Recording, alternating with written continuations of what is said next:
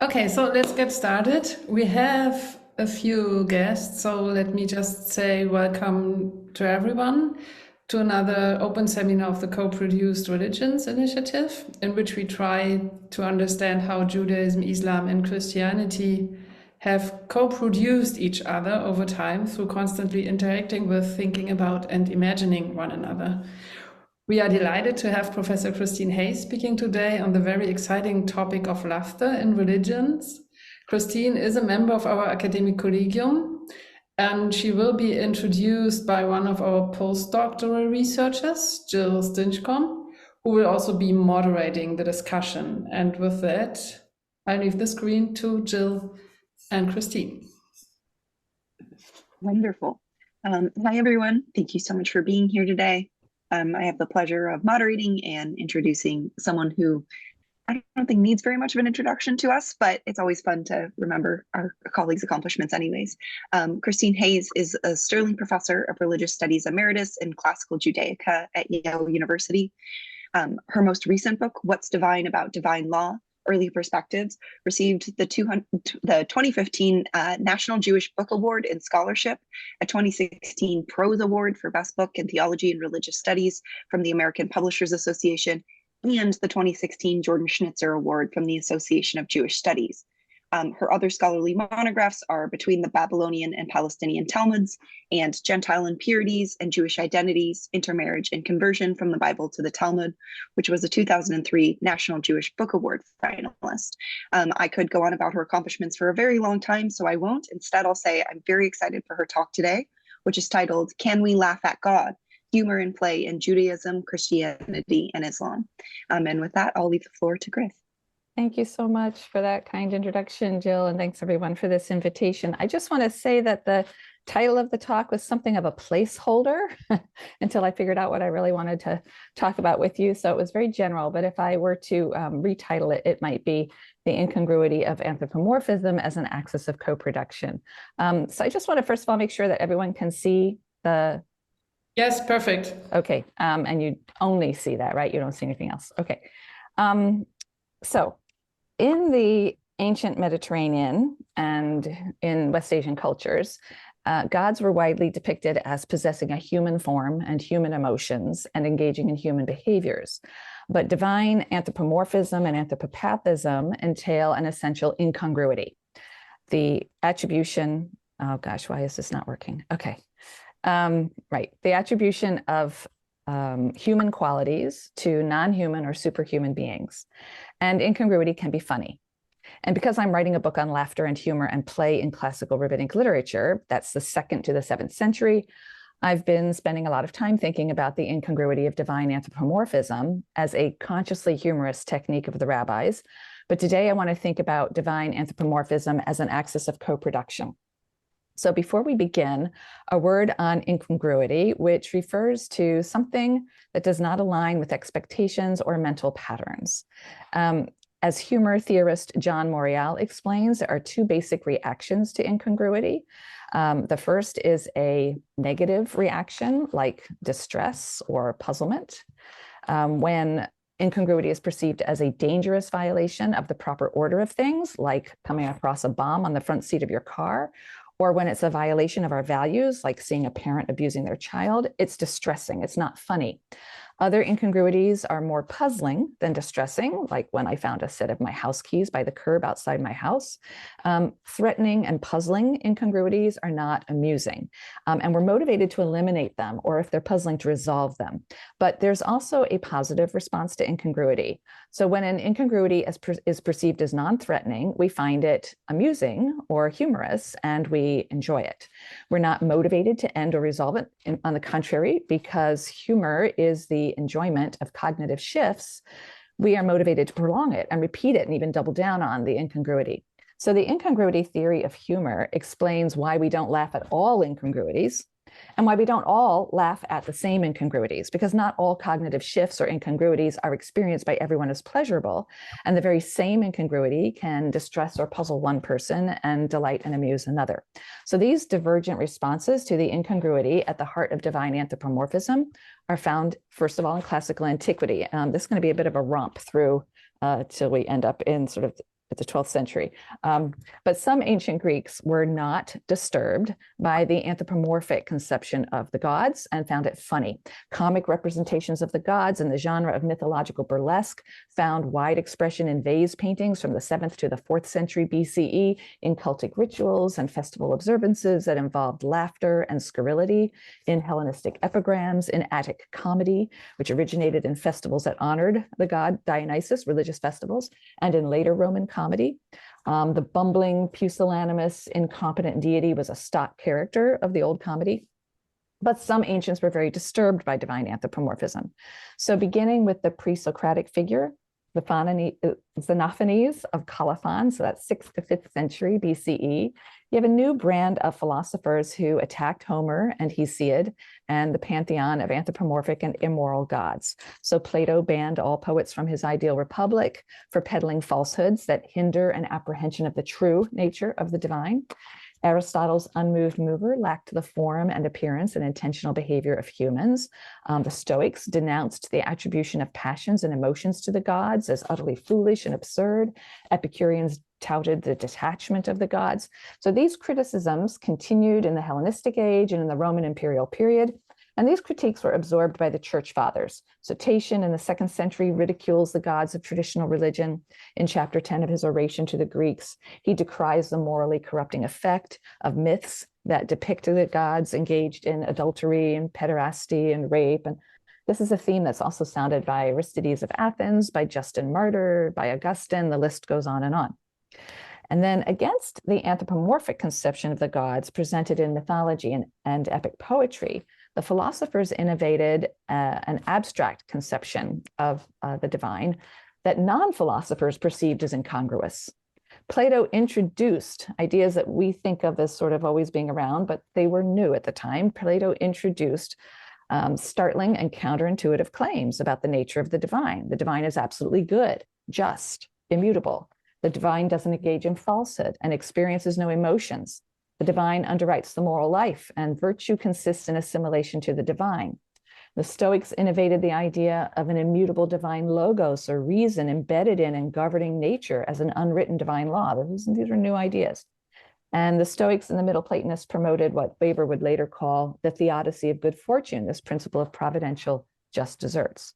So to many ancients, the philosophers' conception of the divine as benevolent, rational, dispassionate, immutable, morally exemplary, and just seemed as fanciful as the myths of the Olympian gods that they mocked, especially the claims of divine benevolence, divine justice, and divine providence, which seemed falsifiable on simple empirical grounds. And so the god or the gods of the philosophers were also mocked, from the comedies of Aristophanes to Menippean satire to Lucian's comic dialogues in the 2nd century. Philosophical doctrines, methods of argumentation, and the philosophers themselves were as much a source of humor as the anthropomorphic gods that they mocked. So Jews living in late antiquity were exposed to the conflict between abstract and anthropomorphic conceptions of the divine in their surrounding culture. And choosing sides in that debate was complicated. Certainly, the Bible forbids the fashioning and worship of images of God, and prophetic verses discourage anthropomorphic conceptions of the deity.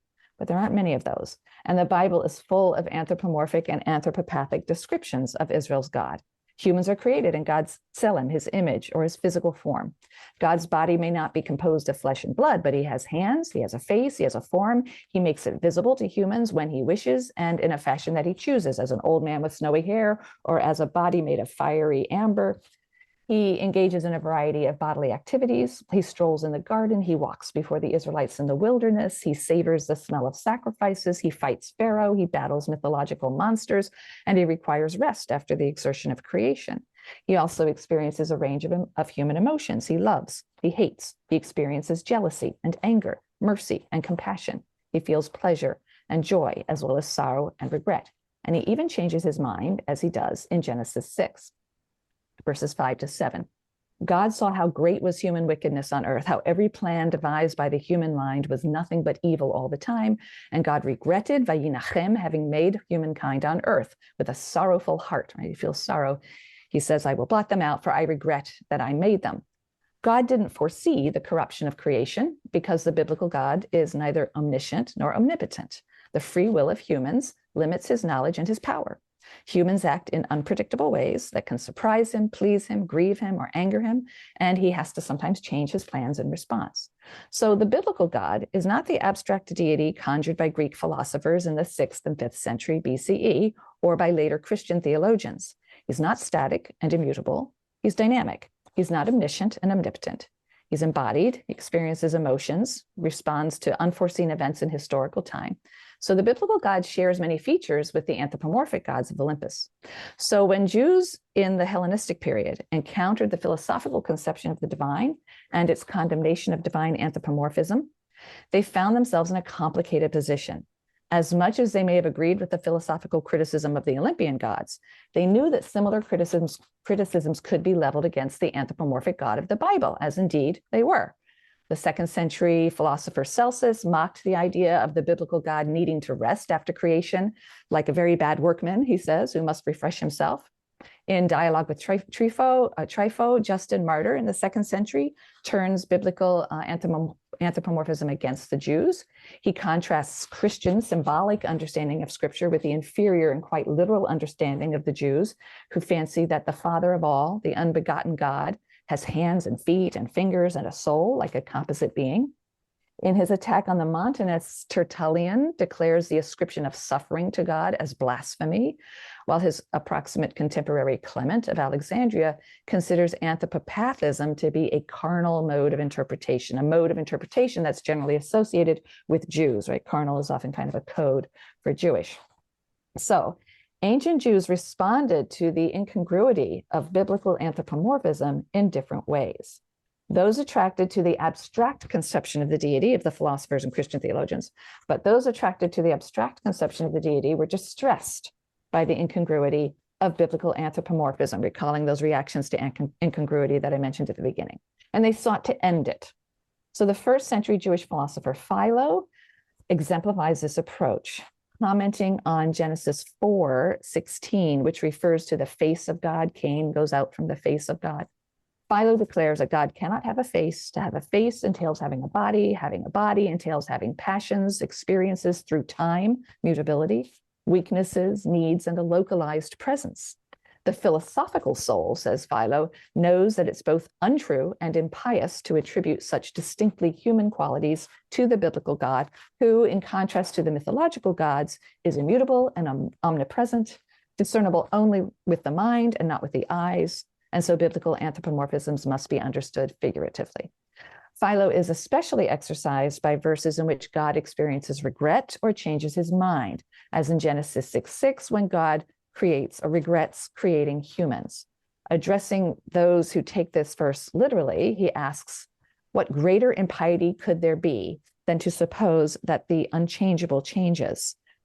Similarly, only sinners, he declares, take expressions of divine jealousy and anger literally, for God is not at all susceptible to any passion whatever. But not all Jews were distressed by the incongruity of divine anthropomorphism. The Talmudic rabbis seem to have enjoyed it, so much so that they intensify it. And as we said, when cognitive shifts or incongruities are enjoyed, when people find them humorous, then they want them to continue. The rabbis intensify it. In fact, in contrast to Philo, who condemned those who take biblical anthropomorphisms in their plain sense, a rabbinic statement in Genesis Rabbah, probably 4th century, praises the biblical prophets for comparing God to a man. Rabbi Yudan said, great is the power of the prophets who compare that which is created to its creator, as it is written, citing Daniel, and I heard the voice of a man between the banks of the Ulai, so likening God's voice to that of a man. And Rabbi Yudan, Rabbi Shimon said, we have other verses that display this more clearly than this one. Cites Ezekiel's vision of God, and upon the likeness of the throne was a likeness as the appearance of a man upon it above. So far from eschewing biblical anthropomorphism, these two rabbis are said to heartily endorse it. They point to verses from the prophetic books in which God is said to have the voice or the appearance of a man. Now, why are these references to God as a man so praiseworthy? Because, they go on to explain, by likening God to a man, the biblical prophets licensed later readers to decode any biblical verse that refers to a man as an allusion to God. And that enables us to extract information about the divine character from that verse. This principle is then demonstrated in the continuation of the Midrash. So the Midrash cites Ecclesiastes 2, 21 to 23, which refers to a man. For sometimes a man whose toil is with wisdom, knowledge, and skill must hand it on to be the portion of a man who did not toil for it. That too is futile and grave evil. For what does a man get for all the toiling and worrying, right, libo, that he does under the sun? For all his days are grief and heartache, and even at night his heart, libo, has no respite. That too is futile. So who is the man in this verse? Well, based on the precedent set by the biblical prophets who refer to God as a man, we may take these verses as references to God. God toiled with wisdom to create the world and handed it to humans who didn't toil for it. And the result was grave evil, which reached a peak with the generation of the flood. The extreme grief and heartache inflicted upon God by this wicked generation is the reason that we read in Genesis 6:6 that God regretted having made humankind on earth. The Midrash then explores that grief in detail. And God regretted Vayinachem having made humankind on earth. Rabbi Yehuda said, God declared it was a regrettable error on my part to have created him out of the earthly elements. For had I created him out of heavenly elements, he would not have rebelled against me. Rabbi Nehemiah interpreted it, I'm comforted, menucham, that I created him below. For had I created him above, he would have incited the celestial creatures to revolt, just as he has incited the terrestrial beings to revolt. Rabbi Aibu interpreted, it was a regrettable error on my part to have created an evil urge, Yetzer Hara, within him. For had I not created an evil urge within him, he would not have rebelled against me. Rabbi Levi interpreted, I am comforted that I made him from the earth. So we have two teachings here that claim that God's regret was not that he made humans at all, but that he made an error while creating them, either by creating humans entirely from earthly elements with no admixture of heavenly elements, or by creating in humans the impulse to do evil. In sharp contrast to Philo, who denies the very possibility of divine regret, these two traditions intensify the biblical anthropomorphism by adding divine error to divine regret. Two additional teachings play with the second meaning of the verb vayinachen, which has to do with consolation or comfort. And these teachings claim that God took comfort in the fact that he avoided an even greater error and thus an even greater catastrophe when creating humans. So this midrash exploits the anthropomorphism in the verse to explore and elaborate on the divine character, adding emotional complexity to the biblical portrait. God doesn't pass judgment on humankind in these verses. He passes judgment on himself, though his self-recrimination is eased a little by the recognition that he could have done an even worse job. God in Genesis 6 is not a cruel, punishing God, but a God who tries and sometimes fails, a God who is full of regret and self-recrimination when humans do evil, and who is heartbroken when justice demands that he punish the humans he created with such hope. So David Stern has described the rabbinic approach to anthropomorphism this way. The major questions raised by the presence of anthropomorphic statements in rabbinic literature are not what did the rabbis believe about God, or how sophisticated was their understanding of God's nature? Did they believe he had a body or not? But rather, what is God's character? What type of personality does he have? To treat God as a character is not to demean him. So focusing on whether the rabbis really believed in the literal truth of their divine anthropomorphisms is a category mistake. Stern approaches rabbinic anthropomorphism not through the matrix of belief with its assumptions of truth and error, but from the perspective of literary characterization. Rabbinic anthropomorphism has a rhetorical and a representational function that enables the rabbis to explore the nature of God, to characterize God's behavior and his relationship to humans. So Stern's insight that anthropomorphism plays a rhetorical and a representational role in the rabbis' exploration of the character of Israel's God informs my analysis of rabbinic anthropomorphism, and then we'll be talking a little bit about what happens in the Islamic period. So I argue that the rabbis do two things. First, they deploy divine anthropomorphism to generate characterizations of the deity in conscious opposition to both the philosophical and Christian theological characterizations and the mythological characterizations so widely accepted in late antiquity. This was an outward-facing project. So against the philosophers and the church fathers' abstract conception of the divine as immutable and transhistorical, rabbinic sources present a historically embedded and dynamic God, and they do so by extending the Bible's anthropomorphism with often comic results. Against the mythological representation of the gods as hypersexual, corrupt, and quarrelsome, rabbinic sources present a fundamentally moral deity whose shortcomings, weaknesses, and dependencies are, with some important exceptions, the product of his engagement with and love for humanity in general and Israel in particular. However, and this is my second argument, the rabbis also exploit the humor in divine anthropomorphism to grapple with insoluble theological questions and to critique the biblical God while remaining in relationship with him. That's an inward-facing project. So I want to begin with a simple example to demonstrate the difference between a midrashic and a philosophical approach to anthropomorphism. So Exodus 13:21 describes God walking before Israel in the desert. Now, for an allegorist, anthropomorphisms like this are simply untrue in their literal sense because they contradict what reason teaches about the deity, philosophical reason. They must be interpreted metaphorically or allegorically to align with that philosophical truth. But for an early 3rd century midrash, the problem with this verse is not philosophical, it's exegetical. The statement that God walked before Israel contradicts 3 other verses that say God is present everywhere. So how can he be localized in one place? The question for the Midrash is not which of the 2 contradictory claims is true and which is a metaphor, but rather, what does the contradiction come to teach us about the character of God? The bar against which the verse's meaning is measured is not rational truth, but narrative logic, according to which God did indeed walk before Israel, even though God is indeed everywhere, in order to prove his great love for Israel. He deviated from his habitus to prove his great love. And then the Midrash goes on to offer its own anthropomorphism. God is like a king in this sense, not a king like the cruel Hadrian. He's like the kindly and pious Antoninus, who after a late night court session will carry a torch to light the way before his sons, deviating from custom and taking on this menial task himself so that the world knows how dear his sons are to him.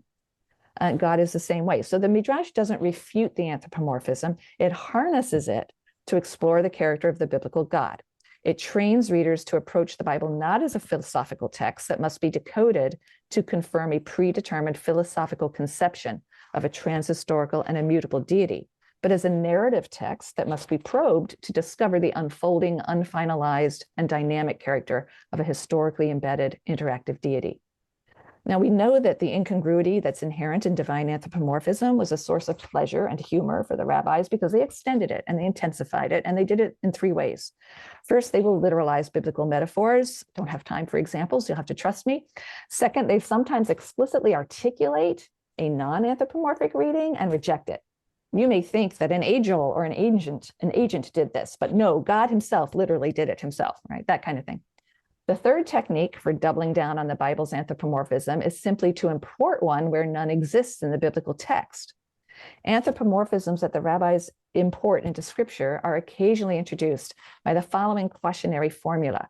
Were it not written in scripture, it would be impossible to say, which some mistakenly understand to mean that the rabbis are reluctant to speak of God in anthropomorphic terms unless a verse already does so and gives them permission.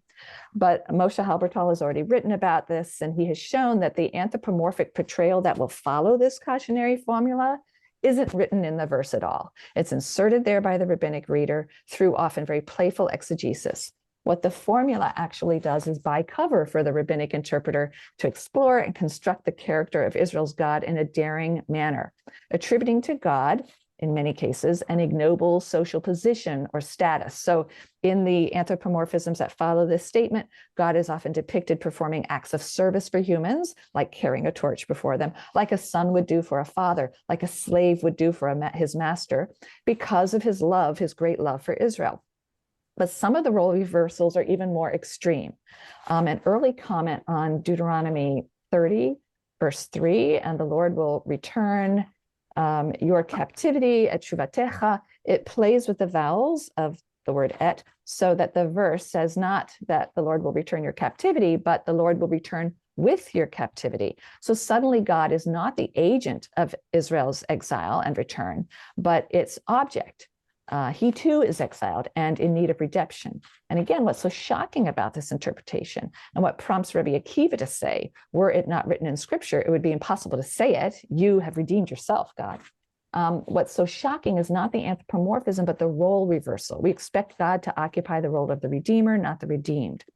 The incongruous portrayals become ever more radical as we move into the later rabbinic period. One tradition, this one's not so late, Song of Songs, Rabbah, this 4th, 5th century maybe. But one tradition playfully construes a verse as saying, not that God will enter into judgment with Israel, but that God will himself be judged and by fire. Even more shocking, in a late Midrash, God is bullied by Moses. This is maybe 9th century redaction. God is bullied by Moses into foregoing the immediate destruction of Israel after the sin of the golden calf. Rabbi Abahu said, were it not written in scripture, it would be impossible to say. When God said, let me be, kind of, let go of me, it teaches that Moses grabbed the Holy One, blessed be he, like a man who grabs his fellow by his garment and says before him, Master of the universe, I will not let you go until you forgive and pardon them. He bullied him, and he succeeded. So the anthropomorphisms in the Bible tend to be culturally positive. God is a warrior, a wise elder, a king, a protector, a devoted, if jealous, husband, a just judge, a redeemer. To this biblical repertoire, the rabbis add boldly incongruous and frankly amusing representations of God as a slave, as a son, as a caregiver. God undergoes judgment, exile, and redemption, and is even bullied. And yet these images actually only reaffirm the admirable and unique character of Israel's God. This God loves his people so faithfully that he's willing to humble himself in service to them, to suffer with them in exile, to set aside strict justice for mercy. I hear little echoes of, and God so loved the world that he gave his only begotten son. Little echo of that. It's true that these bold rabbinic anthropomorphisms polemicize implicitly against competing conceptions of the divine in the rabbi's larger environment. This God is no immutable, dispassionate abstraction, nor is he a narcissistic and immoral deity, nor did he fully become flesh. But the portrait of God that emerges from these bold anthropomorphisms is still a conservative one because it bears testimony to God's goodness and fidelity in a way that strengthens the divine-human bond. So more interesting are rabbinic texts that take a more radical path, and these increase as we move later and into the Islamic period. Attributing strikingly mundane and ludicrously unadmirable human traits to God, some rabbinic texts raise unsettling questions about God's character. Many of these portrayals mirror the exaggerated and hyper-anthropomorphic portrayals of divine beings that populate Lucian's comic dialogues, which in turn draw on stock figures and motifs found in Attic comedy and Menippean satire.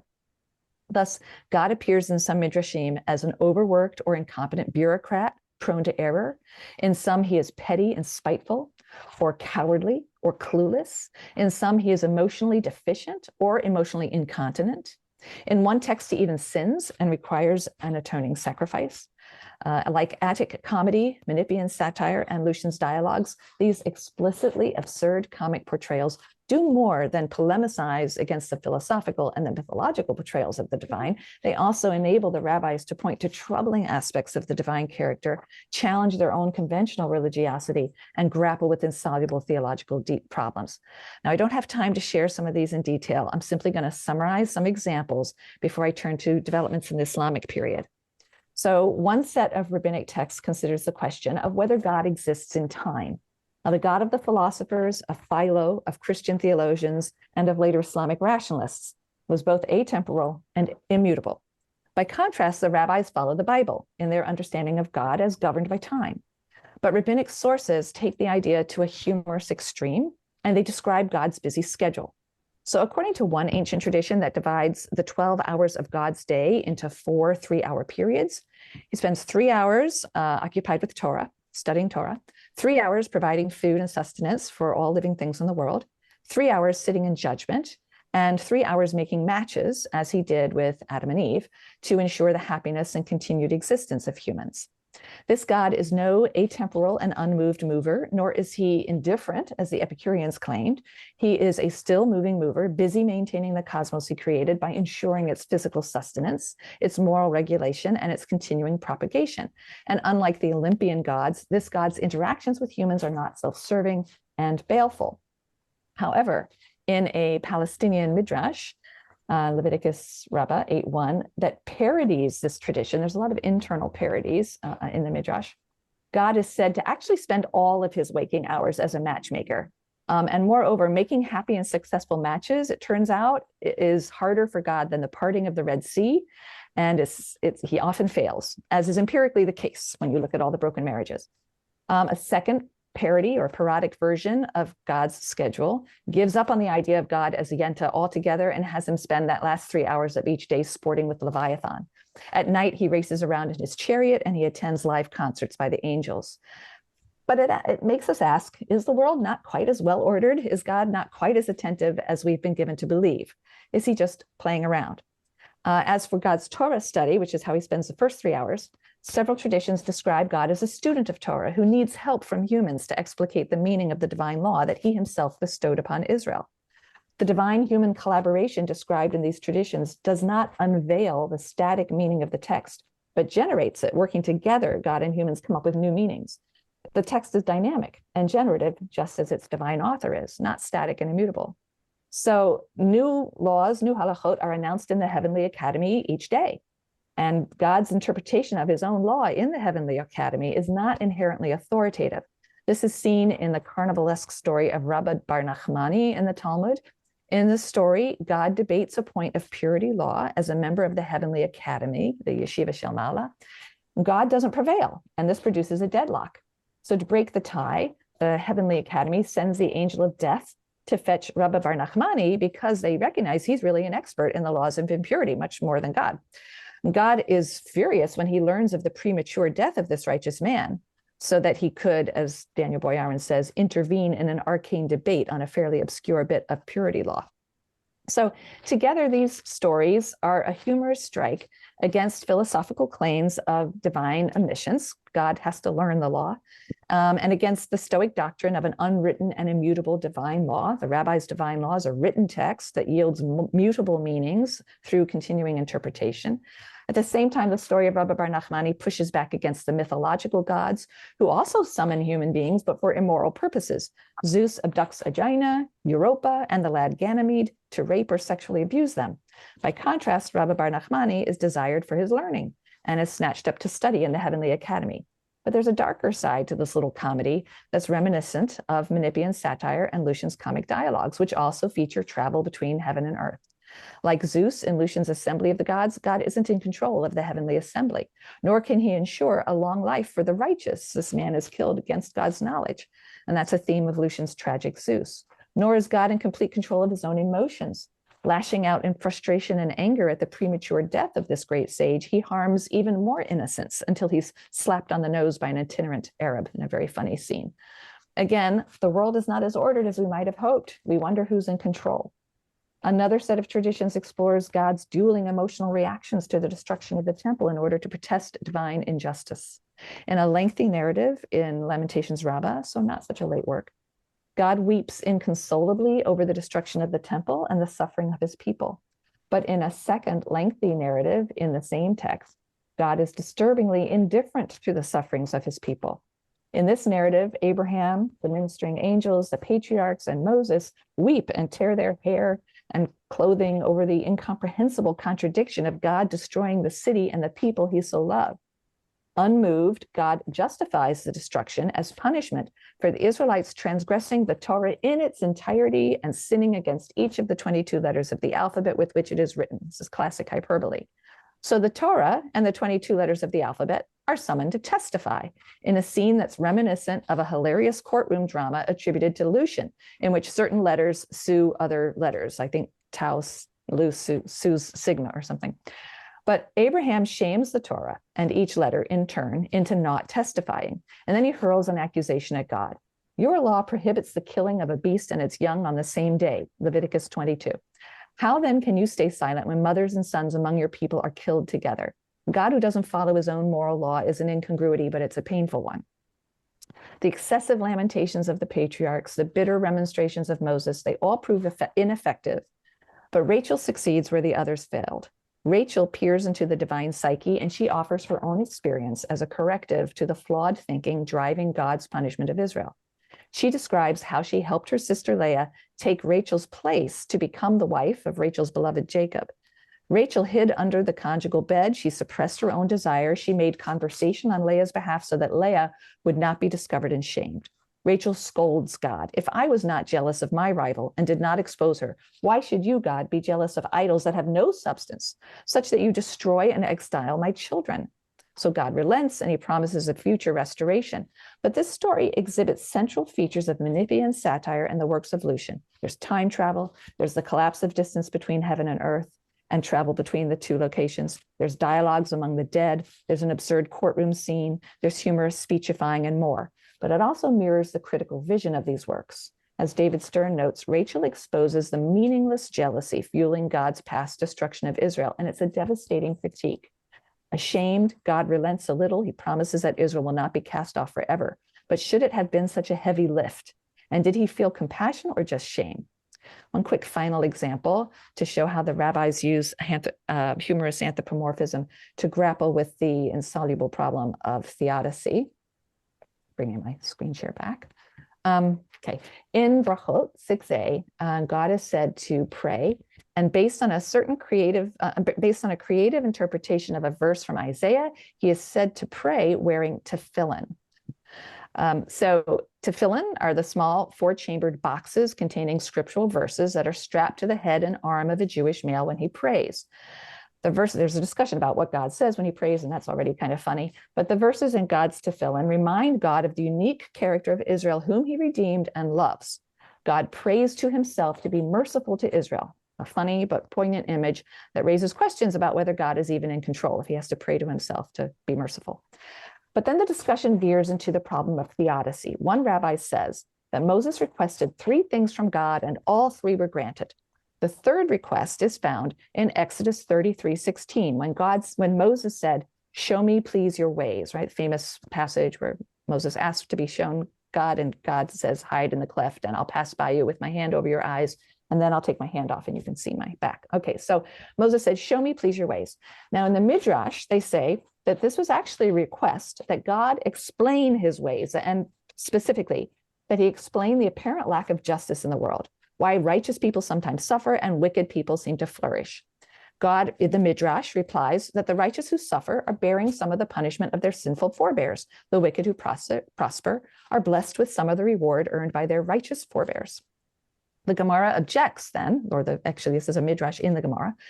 So the Gemara objects that in Deuteronomy 24:16, God renounced the principle of intergenerational punishment. He said every person dies for their own sin. So now God has to revise his answer. But at this point, Rabbi Meir intervenes. Moses, says Rabbi Meir, made 3 requests of God, and only 2 were granted. According to Rabbi Meir, when Moses asked God to show him his ways, God did not show him that the world is morally ordered because he couldn't. His justice is arbitrary. We live in a morally random universe. When Moses asked God to show him his ways, God said, "You cannot see my face.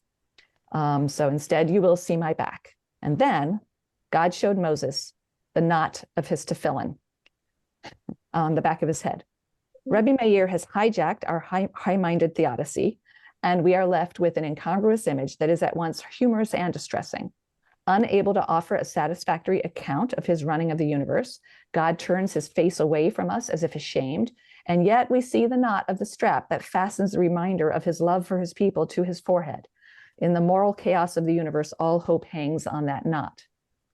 So I've argued that the rabbis of the classical period deployed divine anthropomorphism to generate characterizations of the deity in conscious but implicit opposition to the abstract God of the philosophers and church fathers, and on the one hand, and the mythological gods of the poets on the other hand. He is a positive character. But at the same time, they exploited the humor in divine anthropomorphism to reckon with and laugh at the incongruity of a world in moral disarray. Post-Talmudically, however, we see dramatic developments in Jewish approaches to anthropomorphism, and to understand these requires a brief discussion of Islamic approaches to anthropomorphism. So in a book called Anthropomorphism in Islam, The Challenge of Traditionalism, 700 to 1350, Livnat Holtzman describes and contextualizes approaches to Hadith al-Sifat, and I apologize in advance for my butchering the translation of these words. I'm so sorry. But these are traditions that deploy divine anthropomorphisms. In Islamic traditionalism, she's discussing the deployment of anthropomorphism in Islamic traditionalism from the 8th to the 14th century. She places these approaches along a spectrum from literalist to rationalist. And at one end are the ultra-traditionalists, such as the Hanbali among the Sunnis, as well as some extremist Shiites. They insisted on a literal understanding of the anthropomorphisms found in the Quran, and even more so in the Hadith.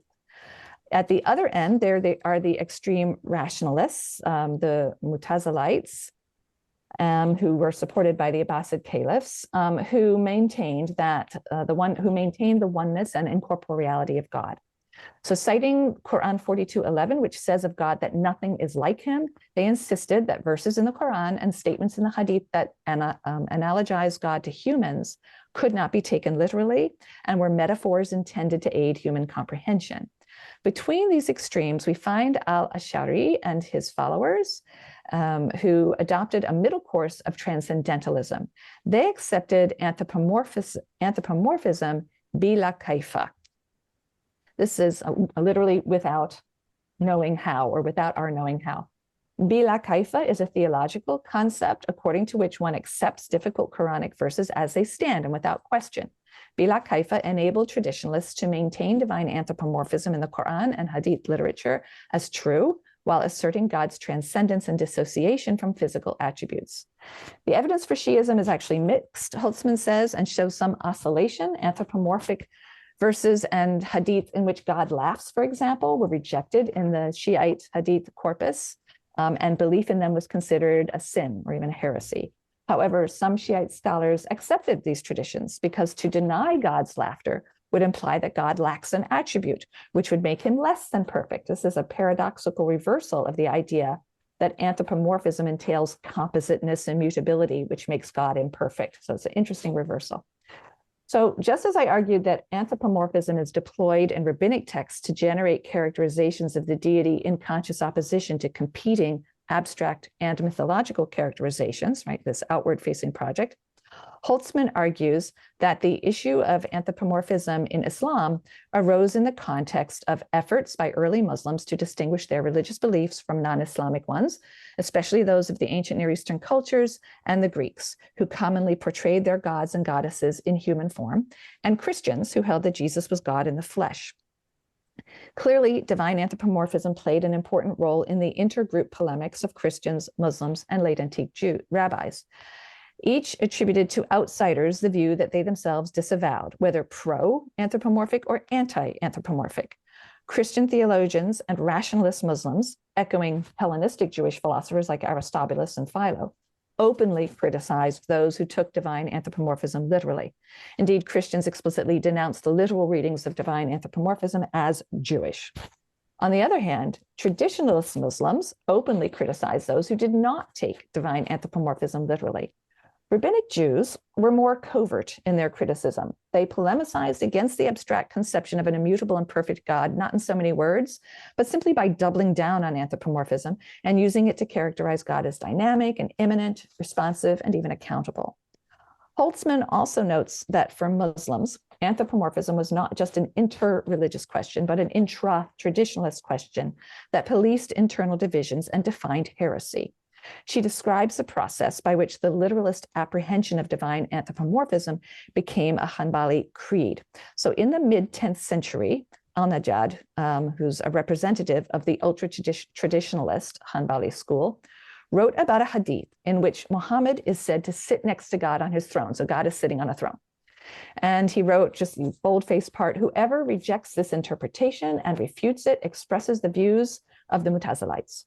One must avoid this person, turn away from him, and beware of him. Despite opposition from traditionalists like Al-Tabari, this anthropomorphic hadith was included in Hanbali compilations of hadith and declared a criterion of orthodoxy. Al-Tabari was persecuted as a heretic for rejecting it. Another figure who opposed the literalism of the ultra-traditionalists was, so now on the other hand, right, somebody who's a rationalist, so he opposes the literalism of the ultra-traditionalists, is Malik ibn Anas, who said that such elaborate descriptions of God conceptualized an anthropomorphic and restricted image of God. The same internal divisions around the question of anthropomorphism appear among traditional Jews only after the close of the Talmud, as some rabbinic Jews begin to embrace philosophy in the Islamic period. So in the 10th century, Saadia Gaon adopted Kalam arguments for the incorporeality of God and reinterpreted biblical anthropomorphisms in a rationalist fashion. In the 12th century, Maimonides wrote his guide for the perplexed. Perplexed, I love the fact that he used that word. That's one of the responses to incongruity. We talked about it at the beginning. And he wrote this to resolve the perplexity experienced by philosophically trained Jews who are troubled by biblical anthropomorphism, troubled by that incongruity. For these medieval Jewish rationalists, as for Philo, anthropomorphism had become a philosophical problem, not an exegetical one, requiring allegorical and figurative interpretation. But the midrashic sensibility that refuses to see anthropomorphism through the matrix of belief and its assumptions of truth and error, preferring to harness it to explore the dynamic character of God, also continues in the Islamic period. In fact, it intensifies, perhaps in response to the rise of Jewish rationalism. As Dov Weiss has shown, later midrashim such as Exodus Rabbah and Deuteronomy Rabbah, redacted between the 9th and 12th centuries, contains some of the most radical anthropomorphisms in rabbinic literature. A significant recurring theme in these and other works of that time is theological protest and divine critique. God is sometimes figured not just as a king or a father, but as a cruel king and a cruel father who's punitive or unjust or simply indifferent. Some explain the coexistence of these radically different orientations to anthropomorphism in medieval Judaism as the product of distinct rabbinic subcultures. Some offer a geographical explanation. The midrashic sensibility typifies the Palestinian rabbinic community. The philosophical sensibility typifies the Iraqi and the Sephardi. But Madeline Weiss rejects these proposals when she argues that this internal Jewish diversity is modeled on the internal diversity of the 10th to 12th century Islamic world, which featured, as she says, generative engagement among scholars from different schools. So she sees rabbinic midrash and the rationalist works produced by rabbinic philosophers with their wildly contradictory approaches to anthropomorphism as different genres produced within and consumed by the same community on the Islamic model. While some post-Talmudic Jews adopted and adapted the philosophical approach to anthropomorphism, a question for me is, did any Christians or Muslim figures adopt or adapt a midrashic approach? Perhaps the Asharite, the Al-Kaif concept has some affinities with the midrashic approach of upholding anthropomorphic statements.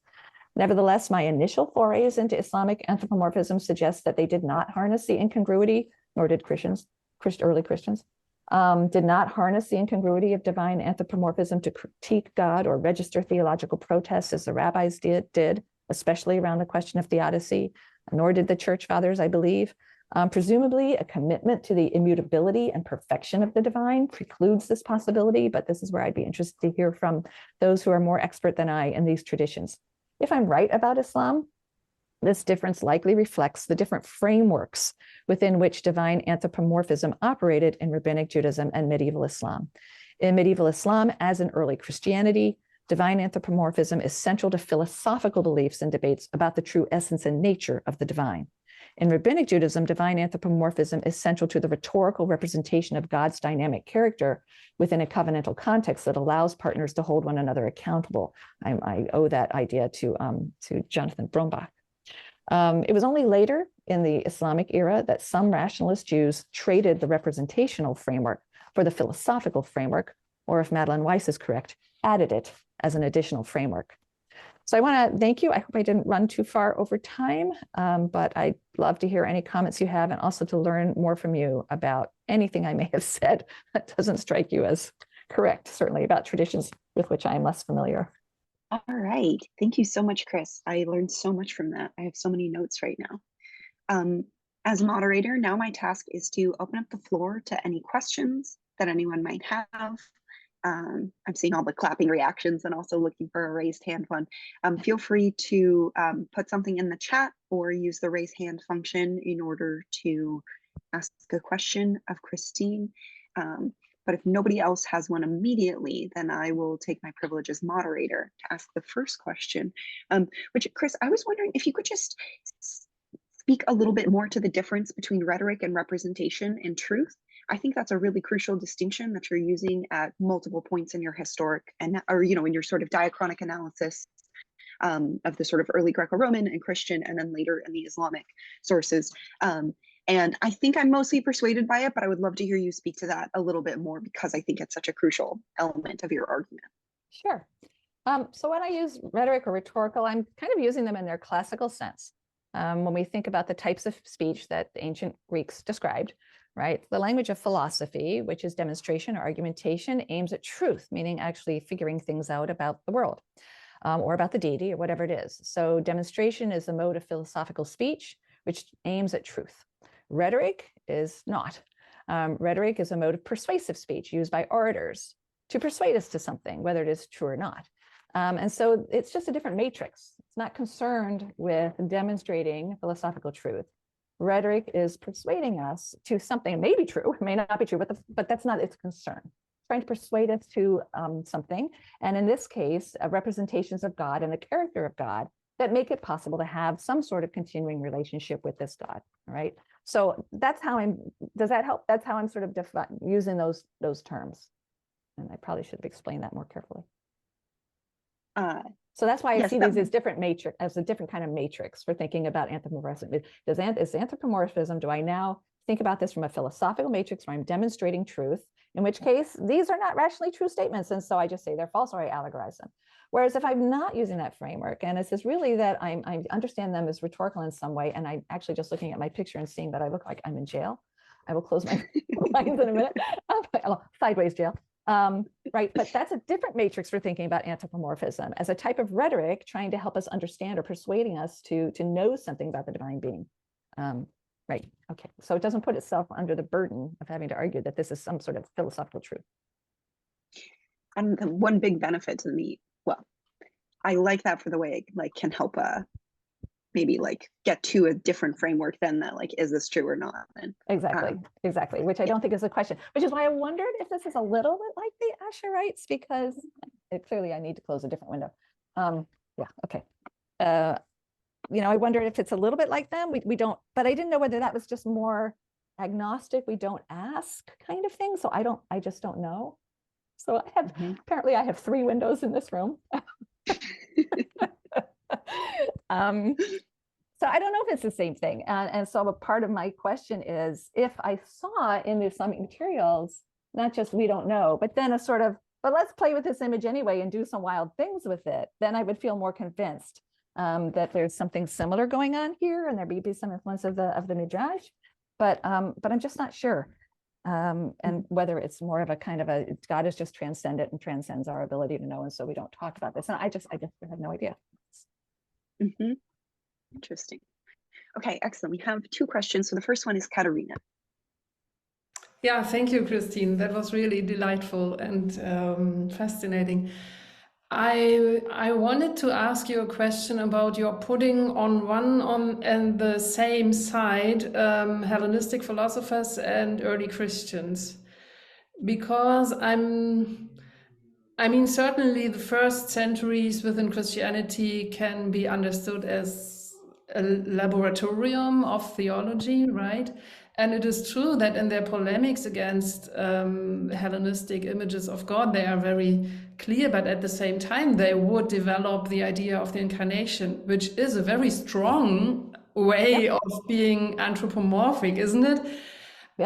So I would say, of course, we have also voices then silenced, of course, like the Theopaschites and so. They could think about God as passionate and so. I don't know if any of them really use that to criticize God. This would be interesting. And what is, of course, striking is that Christians really do not seem to be able or willing to think about God in any humorous way or so. But I mean, the whole thing of the incarnation, how does that fit in the whole picture? So you'll notice that I just gave a wide berth to that whole question, because of course, right, this is the most anthropomorphic. It's not that God is like humans. God became a human, right? So there has to be a whole separate discussion of that. So I tried to focus only on the extent to which church fathers adopted philosophical critiques of anthropomorphism, leaving aside the incredible incongruity of the fact that this is a tradition in which God actually becomes a human, which is then targeted by Muslim thinkers, right? There's forget about anthropomorphism. You actually think your God became a human. So others saw it and certainly critiqued Christians for that. So there's some bizarre, and I have to admit, I gave a little bit of a shout out to that. One of the things that I think the rabbis are modeling themselves on in some of the cases of anthropomorphism that are introduced by the formula, were it not written in scripture, it would be impossible to say it, right? So those are bold in the sense that they put God in a reverse hierarchical role. He's the broken one, right? He's the one who's the servant, the slave, he's suffering for us, and so on. those I wonder, and in the book that I'm writing, I will say so explicitly. You come away from them, and each one of them is God so loved us that he was willing to be a servant. God so loves us that he suffers with us in his exile. And I kept thinking, and God so loved us, as I said in the talk, that he gave his only begotten son. I can't help but think that some of those rabbinic traditions are an implicit response. Wait, our God is just as empathic. He suffers with us. We don't make him human. We don't have him actually die, right? But so yes, I will, no pun intended, flesh that out more in the written version of this when I'm sort of considering the relationship with Christianity. But I think that that's just an internal strange incongruity for scholars of Christianity to think about and talk about, because it doesn't seem to get talked about very much, that and this idea that the Christian God is so much more abstract and immutable and so on than the Jewish God, and I'm always in my head, that just seems very bizarre. But I don't really quite know what to do with it for my purposes, since my book is on the rabbinic materials. I do see it as a response in some ways to, yeah, God has all those wonderful and loves us so much, but that far, no. So they have they fall short of actually turning God into a human. You're right that the early Christians don't laugh. So it's considered a very anti-gelastic tradition. John Chrysostom famously said that you can't laugh in this life. You have to wait until the eschaton, then there'll be joy and an occasion for laughter. But in the meantime, the Bible says that Jesus wept, and it does not say that Jesus laughed. And therefore, you are simply not allowed to laugh.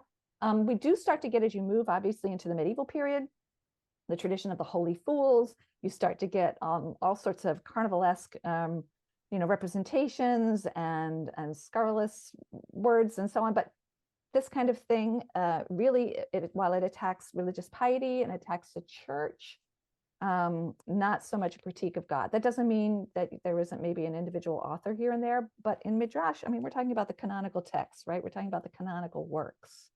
And I don't see anything comparable that is that same kind of sort of self-critique or critique of God, and without, at the same time, without undermining, right? It's a critique of God that remains in relationship with God. In fact, not despite, they remain in relationship with God, I think, not despite the critique, but because of the critique, because of this sort of accountability, this notion of the covenant as one of accountability. So each partner can call the other out. Yeah. I mean, one might think about very early attempts to create salvation histories, like in Irenaeus of Lyon or also Origen, that there is an openness to think about a God that also regret and so, yeah. And that's another, so to me, these are deep incongruities in Christianity, right? So on the one hand, you have, Augustine, for whom the immutability of God is so important that we have to give up the whole idea of human free will, right? God can't respond in historical time to people's behavior and punish them or reward them. So it all had to be set up beforehand, right? And this is where Luther's going to double down as well. So you've got that kind of thing going on. But then you also have moments where they step out of their philosophical skin and they move into a narrative mode, and they tell a narrative of history, one in which God seems to act over time. So again, scholars of ancient Christianity, you could have a lot of fun with this. There are deep incongruities here. Without laughing. And some of it's distressing, but I do think some of it has to do with times when people flip from a philosophical to a rhetorical and representation mode, which is one of the ways they deal with biblical anthropomorphism. They themselves will say, well, it's rhetorical, or it's metaphorical, or it's trying to communicate something we can't comprehend. And the Midrash doesn't quite do that. Medieval Jews will start doing that, right? This is what Maimonides will say. Right? So when you're in a philosophical frame, that's how you view those anthropomorphisms. Thank you. Excellent. The next hand raised is from Amina Boukail. Hey, Amina. Hi. Thank you so much, Christine, for your deep and wonderful presentation.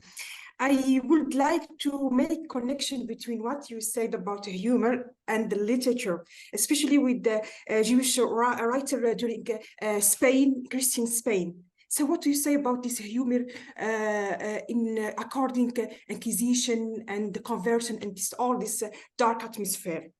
The second point is I find many in different narration, especially with the Jewish author in Christian Spain, the figure of comic Rabbah. Critique this Rabbah. We know that religious present God in different way. So there is some critic this Rabbah who has a double discourse, one during the day and other discourse in night, in a different narrative of Ibn Zabara, Ibn Shabbatai, Yehuda al-Harizi. So using this comic figure, do you think there is some connection between the two? I hope so. So I admit anything past the 7th century is postmodern as far as I'm concerned. So we are wading into worlds that I don't know. I'm thrilled to hear about this. I can't believe these things don't happen.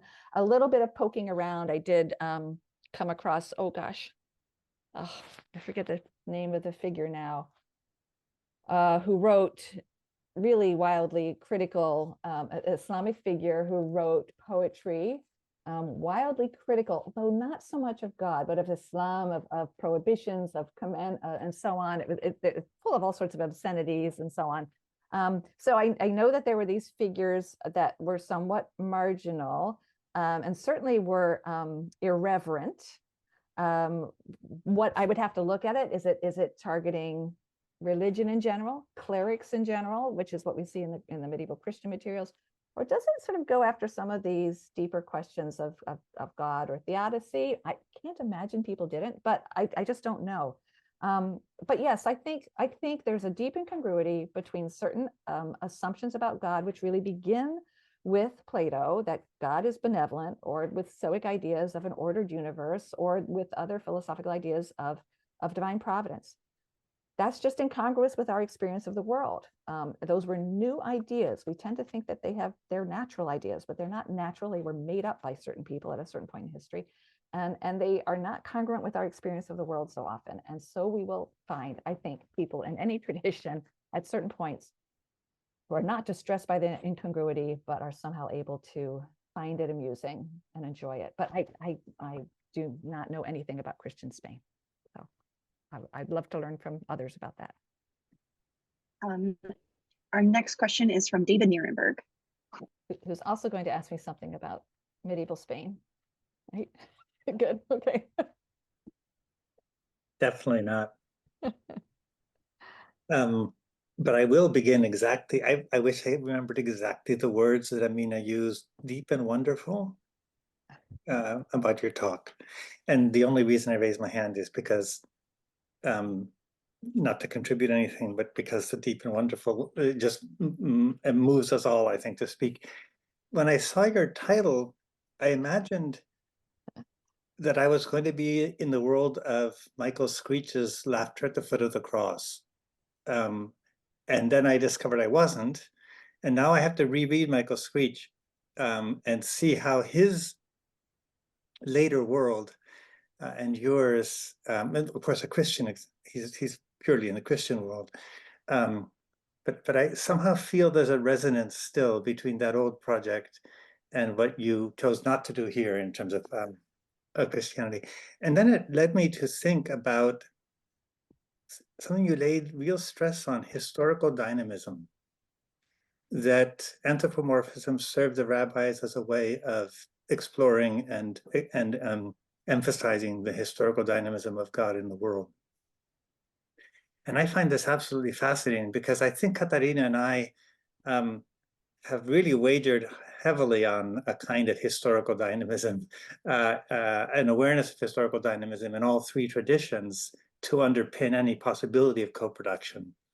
And I think that the talk we gave at the webinar was really very much focused on that question. And so I started to wonder, if what you say is true, then how do we think about the ways in which Islam and Christianity achieve the historical dynamism that, for our model anyway, they must have if we want co-production to work, if we want history and theology to have the potential relationship we claim they have. And there I just, I don't know. I mean, I remember, so Islam, one can clearly see, everything I'm going to say now is just silly, right? About Islam, for example, but Islam there are many scholars of Islam who have seen in it a real openness to the historical dynamism of God's action in the world. And even the Quran has been understood as revealing itself anew in every instant. And that's, you don't need to go to occasionalism to see that. You can actually see it in quite early Quran criticism. So this idea, maybe one way of saying it would be that all of the issues you are placing in the discussion of God, one could also place in the discussion of revelation, and then with revelation being the container of all of historical dynamism. And then would that be one way of finding the historical dynamism that Katrina and I desperately need, even though there's not the same approach to anthropomorphism? I mean, I'm just trying to raise some of the provocations of your talk, and that your talk raises for, especially for comparative approach, not comparative, but an approach that's really interested in the three religions, co-productive. Yes. Yeah, it's so, all right, so I'm just gonna think out loud. So I don't know where this is going, and it may not end well. Let me go back. Just like my question. Let me go back to, let me go to Paul, maybe, or Augustine. So when I think about figures like Paul and Augustine, I think about people who have certain, I want to say philosophical, maybe ideological commitments. And then they hit a brick wall. There comes a point in which the argument or the reasoning, the philosophy comes to an end, and they stop and they turn to narrative. When the theology hits a wall, they turn to narrative or history. Okay, so what I mean is, I was looking at my head. There's some things I wish I had right in front of me right now. Like I said with Augustine, right? He has certain philosophical commitment to the immutability of God, which leads him ultimately to deny human free will and to determine that it's been predetermined that everyone is saved or not, right? Because God can't act in time. And then he sort of, when pressed, how can that be so? He with the giving of the law, for example, he makes certain philosophical claims about the law, but when pressed, well, why would God need to give 2 laws? Why couldn't he have saved everyone? Why did he have to? Why, if he was going to predetermine everything, why did he predetermine everything in such a complicated way? So one answer is, I knew this wasn't going to end well because I hadn't thought it through. I think that that's the narrative he goes to. So he wants to have the theological God who's immutable. And so everything is predetermined. And then, however, he runs into the problem of 2 testaments, or if God predetermined everything, and that's when he just resorts to narrative. Well, it had to happen this way. First, there had to be this particular law that does these particular things. It offers a certain kind of obedience, but it doesn't bring true virtue. For true virtue, you needed something else. And it all has to happen in this schematic way. And God predetermined it. So we have this immutable God, but things are messy. And I can tell a story about that messiness. Am I making myself clear? Like, that's when philosophy runs out and he turns to narrative. He doesn't actually have good philosophical arguments for why things are happening in this bizarre way. He just tells a story about first he had to give this law, but it only did the following things and it didn't bring people to full salvation of virtue. And therefore he had to do this, et cetera, et cetera. So I suddenly have a story instead of philosophy. What I guess I'm trying to say is maybe the 2 have a dysfunctional relationship, or maybe the relationship that they have is one of incongruity or oddness, and that's okay. That there's a point at which theology doesn't answer the questions. They always hit a brick wall. And we have 2 options. We can throw up our hands, which is sort of what Paul does, right? So Paul has his idea of what is needed for salvation in Romans when he's talking about the law and how the law was given, but it only made me conscious of my sin, and it requires me to do things I can't do. And so I became aware that I have this body of sin and flesh, and I can never save myself. And therefore, it's only the grace of God that saves me. And then when he goes through this long argumentation for this, and then he gets to the end, he says, but why? Why did God say, why would God give a law that couldn't save me? Why do it? he doesn't really go for historical. He just throws up his hands and he says, oh, the wonder of the mystery of the riches of it all, don't know. Which is also what Luther does, and which is to some extent a little bit what Augustine does. They exactly cite that verse in Romans. So I think sometimes when theology runs out, there are two things that you see happening by theologians. They either throw up their hands and say, oh, the wonder of the mystery of it all, or they try to tell some sort of narrative or story, which speaks for itself. There isn't a why beyond a narrative, right? You can't ask why in a narrative, as Maimonides says. Narratives are just narratives. If you said, well, why did God tell us not to eat this? He said, well, if he told you not to eat that, then you'd ask the same question. At some point, there's a brute fact and God just had to do something. So narrative allows for brute facts in a way that philosophy doesn't, theology doesn't. So perhaps, I don't want to say that history, narrative come in as the way to clean up for the brute facts of life, but perhaps that's the relationship I'm seeing here. When theology runs out, we sometimes need narratives which lay out brute facts that we accept. Complicated, weird answer. I don't know if that was very helpful. Love seeing you guys think out loud together. The next hand raised is Yonatan Binyam. Yes, thank you, Christine. This was a really interesting talk, and I was wondering throughout your talk what the precise definitions of anthropomorphic were, or what the limits of that term were, and it struck me. Is that okay? Struck you? Struck me that the conception of anthropomorphism that you were utilizing in your talk it is relatively narrow, or at least it could be broadened. But to my hearing, it's effectively the characterization of non-human agents with sort of idiosyncratically human traits, where there's these sort of kind of like sentimental vicissitudes where they're changing their emotions, or in the mythological kind of framework, these are agents that have like certain moral deficiencies, etc. And I think that's kind of like the common kind of idea of anthropomorphism that we often work with. But I do think there's a broader conception of what constitutes anthropomorphism that, if applied to I'm wondering if we apply sort of a broader conception of anthropomorphism as,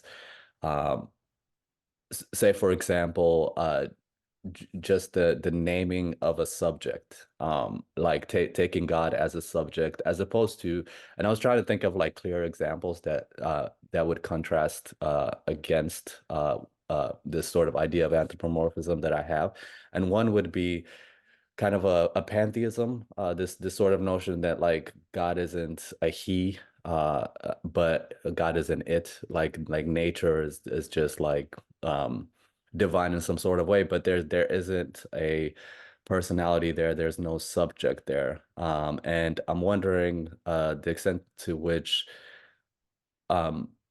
like traditions of the divine that trace back to either the Hebrew Bible or the Greek philosophical tradition are always inescapably anthropomorphic.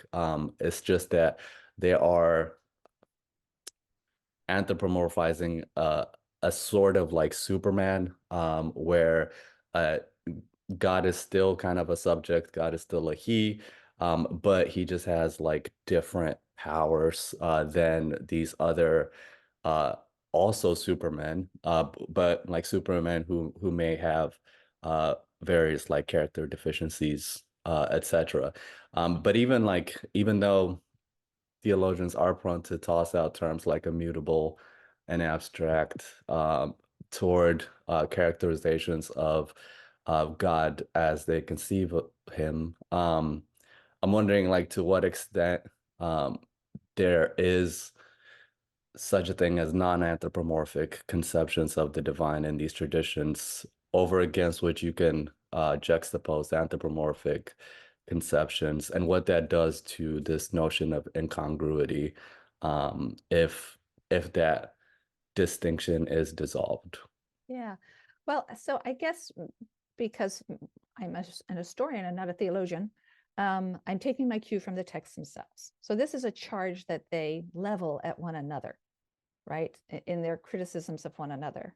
So you think that God actually has hands. You think God actually has feet. You think God actually feels emotion. You think God actually walks or takes actions like a human. So this, I'm sort of adopting their understanding of anthropomorphism, right? So the term that I'm using, when I use it, and I split it up into these, it means the attribution of human physical traits, emotional qualities, or actions, attributing human body emotions or actions to a non-human or superhuman being, which seems just sort of definitionally incongruous. Again, taking a cue from the texts themselves as to what they rule as out of bounds or in bounds in terms of an appropriate, and this is why we start to veer into heresy, what they rule as in or out of bounds as appropriate speech of God is, and the language they themselves will use is that God is nothing like a human or cannot in any way be compared with, for those who are anti-anthropomorphic, right? So, so I'm trying as much as possible to take my direction from the use of the term in the texts themselves. Absolutely, people will differ in their view of who is being the anthropomorphic person and who isn't. So the example or the hypothetical case that you mentioned, what about cases where God is seen as sort of immanent in nature? Well, that's the Stoic view, right? The Stoic view is that nature is divine and the divine is nature. And yet there's still a certain amount of anthropomorphizing that happens there in an odd way. And the Stoics themselves actually did try to redeem the Olympian gods and give metaphorical readings of the Olympian gods that would make them less immoral and unsuited. So, but they attribute reason, right, to the logos. Nature is governed by this reason or logos, which is like the logos in the mind of God. So even they are moving towards attributing certain sorts of actual attributes or qualities to God.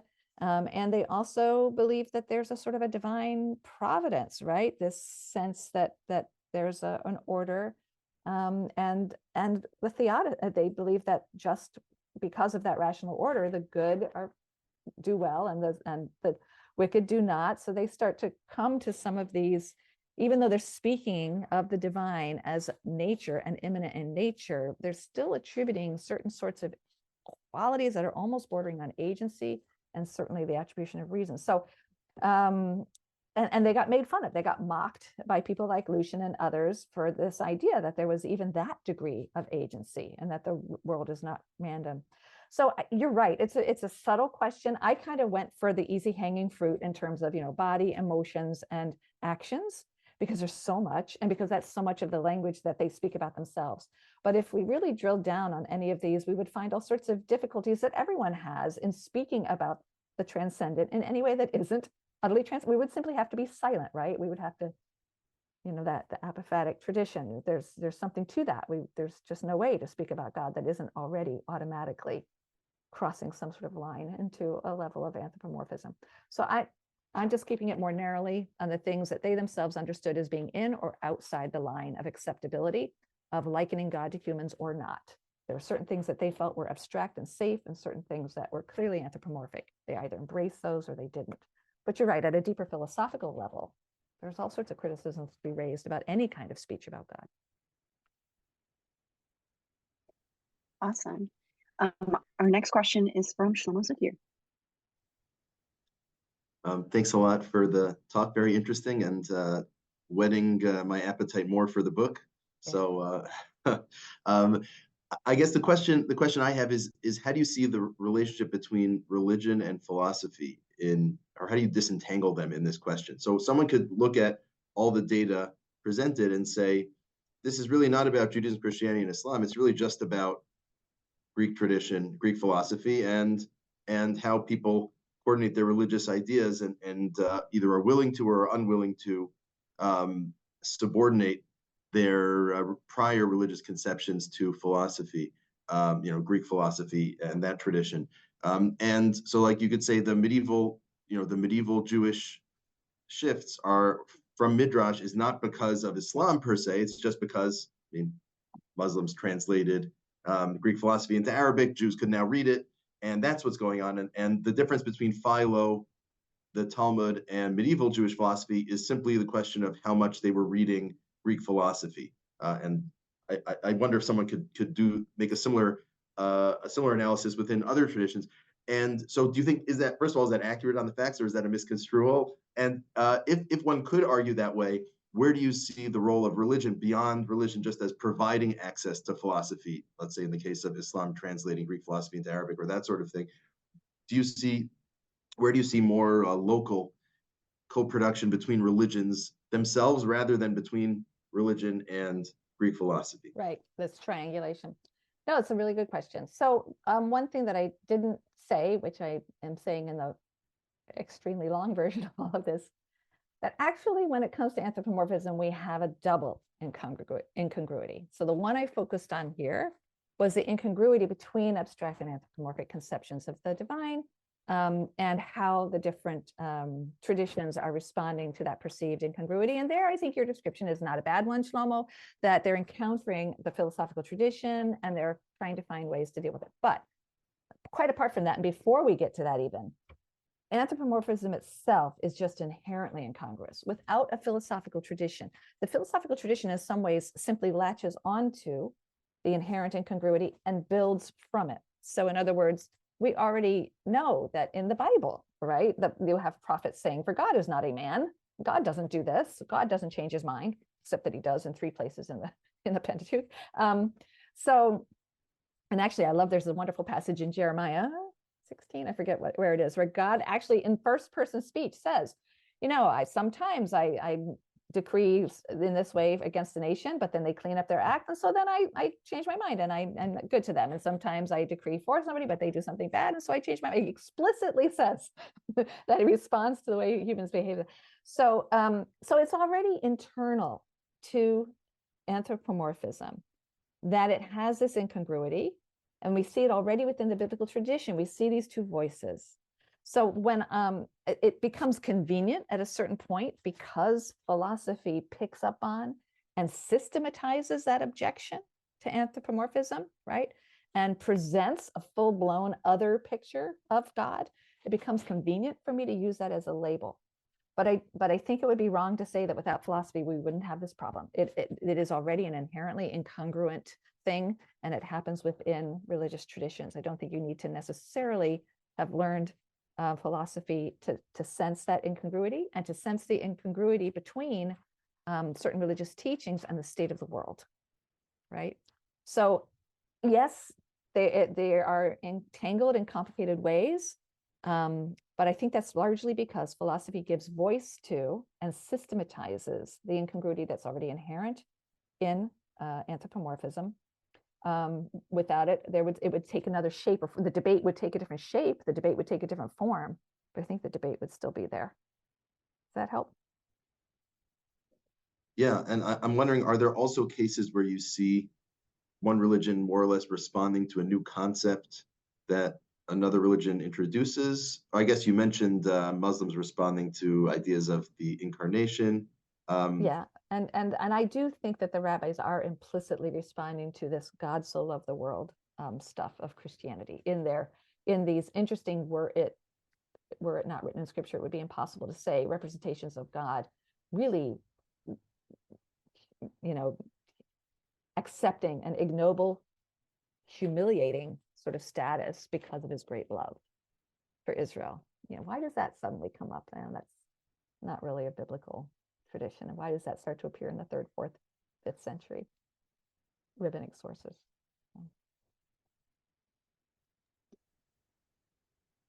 Okay, our next question is from Anthony Ellis. Hi, can you hear me? Yes.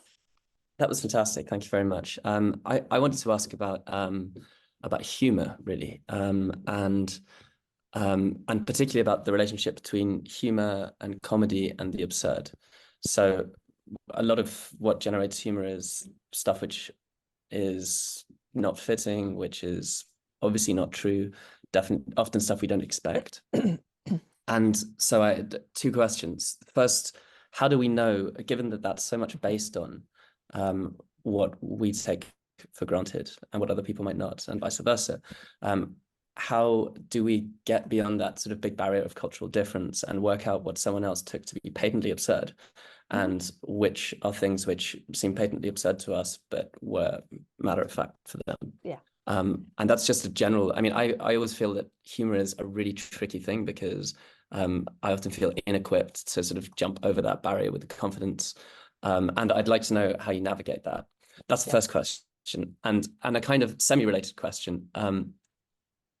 Given that the motor of humor is often what is obviously not true, to what degree do these narratives, these anthropomorphic narratives, sometimes give us a feeling, or are they evidence for a consensus between the author and the readership, or the intended readership, that this is obviously not what God's like? So a consensus that anthropomorphism is obviously wrong. And when should we be reading it other ways, like maybe critiquing philosophical attitudes? These kind of narratives, it strikes me, could often be read for one thing or its opposite. And I'd be interested to know how you take that. So it's, yeah, how do you deal with all this ambiguity? So when I tell people I'm writing on humor and rabbinic literature, and they'll always say to me some version of this question, well, how do you know you're not just imposing your sense of humor on the text? And my response is always, that's easy. I have none, so I'm safe. But seriously, folks, actually, it is a really important question, right? So what I've done, and this has been why the book has taken me so long to write, you have to sort of take the temperature of rabbinic text to figure out what it is they found funny. Now, fortunately, Stephen Hallowell has written a book called Greek Laughter, and Mary Beard has worked on Roman laughter, and they've already done us a favor of cataloging laughter triggers. Now, humor is not the same as laughter, right? Laughter is one response to humor, but also a bemused smile, or even just a sort of a sense of enjoyment that doesn't have any physical characteristic. These can all be responses to humor, or a kind of a, oh yeah, kind of, there's cringe humor as well, right? So laughter and laughter also happens when you're tickled, or it can happen just when you're nervous. So it's not a perfect gauge, but one place to start, and it's where I've started, is I've looked at every place in rabbinic literature, and it's a really long list of places where someone is said to laugh, which means that the rabbinic author finds it credible to represent someone laughing at that trigger. And I've sort of isolated out all the triggers of laughter. And lo and behold, it's no different really from the triggers of laughter for the Greeks and the Romans. And again, the Greeks did us a favor of writing things called comedies. So those comedies contain things that clearly people thought were triggers of laughter. So very much the same sorts of things. Sort of hyperbole, large numbers, especially the numbers 300 and 400, make people laugh. Trickster behavior, deceiving people makes people laugh, particularly if it's punching up as opposed to punching down. If it's punching down, then that's mocking, derision, more than it is laughter. So then again, there's all these different words for laughter, and you have to look at whether it's benign laughter or malignant laughter. And how much do we look at scorn and derision as humor, or is that just mockery? I actually am dividing them out, malignant and benign. So once you get your long list, large animals, really small animals, foreigners, women outsmarting men, slaves outsmarting their masters. So you can get this long list. Certain disabilities are funny and some are not. Hunchbacks are funny. Blindness is not funny. Nobody ever laughs at a blind person. Treat them with awe. They're like the blind seer, right? So you can get this list of rhetorical markers. So then if I take all these things, which in certain texts are seen as credible triggers for laughter, and I find a story or I find a passage where I've got 4 or 5 of these, I'm pretty safe to say that I think that this is supposed to be a humorous text. It's like when a rabbi and a priest walk into a bar. I'm telling a joke. So we have certain rhetorical markers. There are other rhetorical markers that they will place, which phrases where somebody asks something in incredulity, right? That's another marker that they are registering, telling the audience that this character knows what they said is absurd. So that's signaling to us that we should too. And because the Greeks wrote things called comedies that use stock figures, that's a really helpful thing. So I'm finding some of these stock figures are in rabbinic literature and they haven't been recognized as stock figures before. So I think, for example, the whole set of stories about the Matrona, that's the stock figure of the hetaira, the courtesan. The Matrona in rabbinic stories acts just like the hetaira in Greek comedy. So, and they also have other stock figures like donkey drivers and launderers. And so you see a stock figure and you see the number 400 and you see a camel being lifted up by a storm and placed on the other side of the river and an Arab who outsmarts a Jew.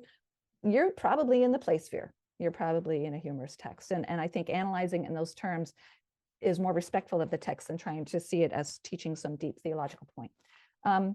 So your second question, evidence for consensus between the author and the readership, that's the really interesting part, is how when perceptions of what a text is change, suddenly people become blind to the humor in it.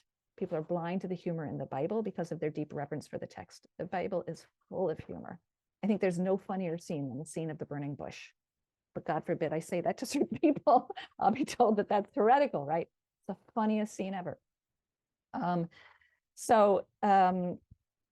just true also of the rabbinic sources that I work with. People have, once the text becomes canonical, people assume that it's serious. They also assume that serious is the opposite of humorous, which it is not.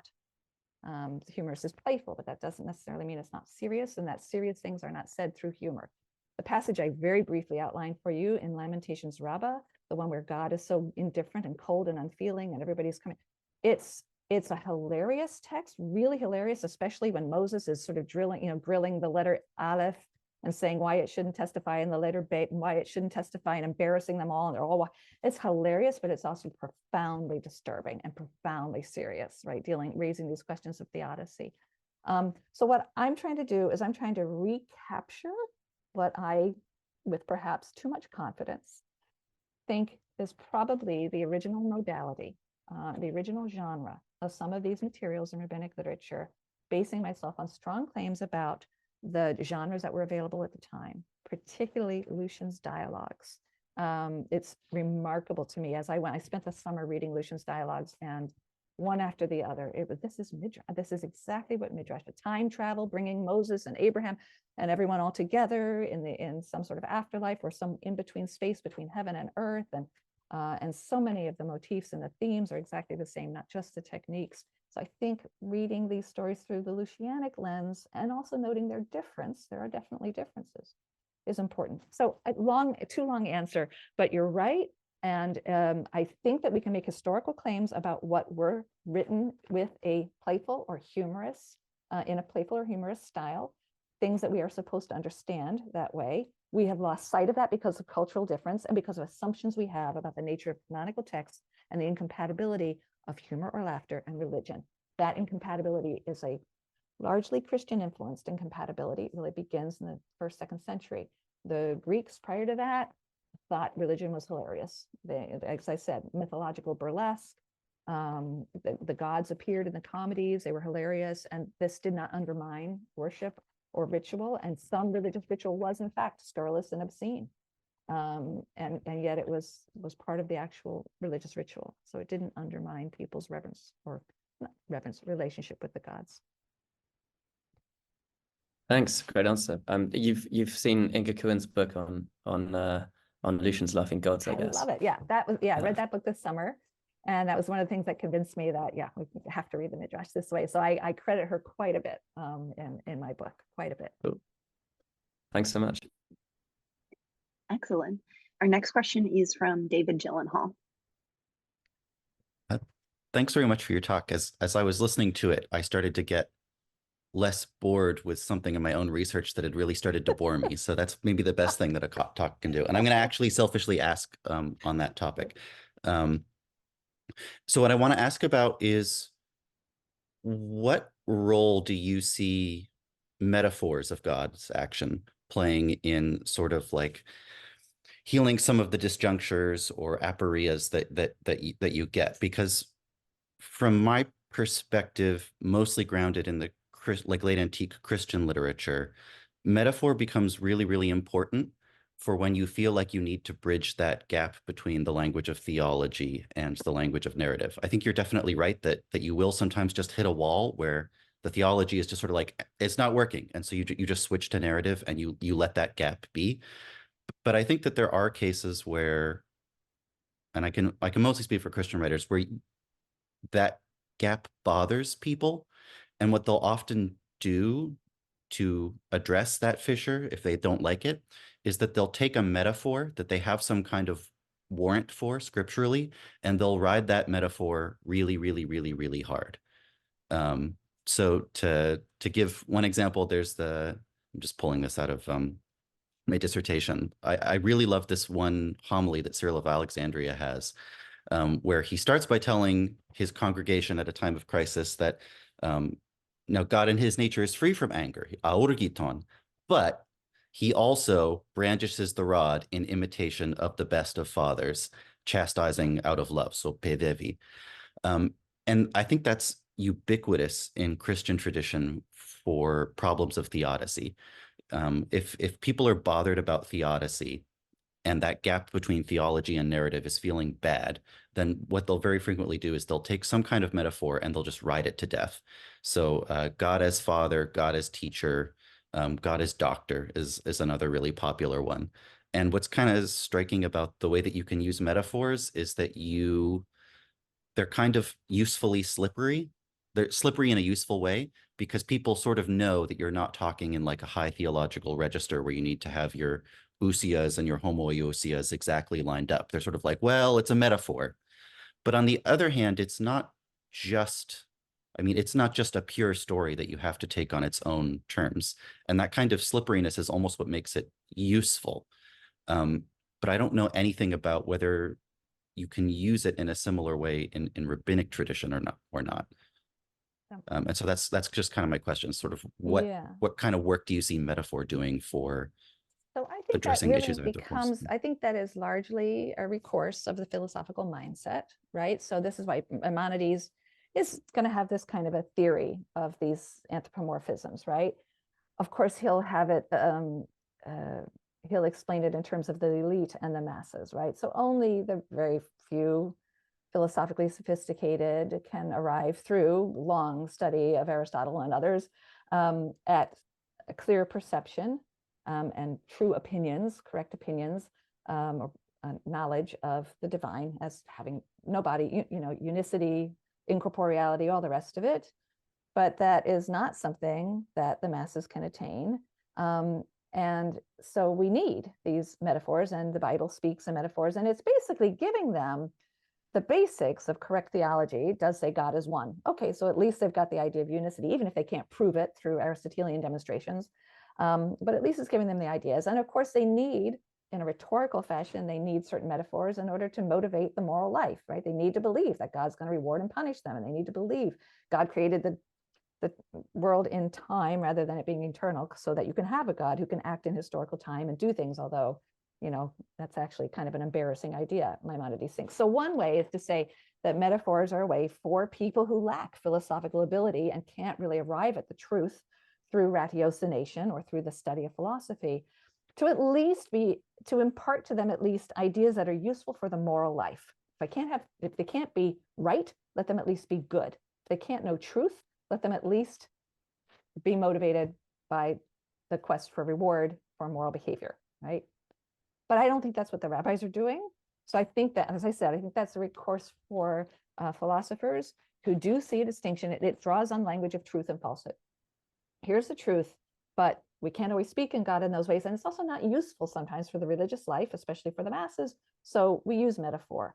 And don't worry about the fact that it's not true, or even just sort of wink and say it is actually false, but it's useful to motivate certain things. That is not, I think, what Midrash is doing, because I don't think that Midrash is making a distinction between rational or philosophical truth or declaring that things are true because they meet certain sorts of rational argumentation. I don't think they see this sort of divide between words and things and their reference. And the reference is a real thing. Language is just a shell that I can throw away to get at the idea, right? I don't think that's the way Midrash operates. I don't think that's its theory of language. So I think they just don't participate in that whole distinction. That doesn't mean that the rabbis aren't aware that there are figures of speech. They certainly are. And the Bible does use metaphor. All language does use certain sorts of metaphor, but it's how they treat that that's important. They don't simply decode it and then throw it away. So it's not enough to them to just say, oh, God's hand means his power, right? As we have many of the early church fathers doing when they say it's crazy to think about God having a hand. When the text says hand, it means power. And the rabbis still will ask the question, but then why didn't it say power? Why does it say hand? There's more to be said here. You can't just crack open the word as if it's a shell for a deeper meaning. And now that I've cracked it open, I've got that deeper meaning, I throw it away. So there's a level at which the plain meaning of the text or that language or the words, I don't want to say plain meaning, where the language and the words of the text are still significant and have to be dealt with. So it's just a different kind of mindset.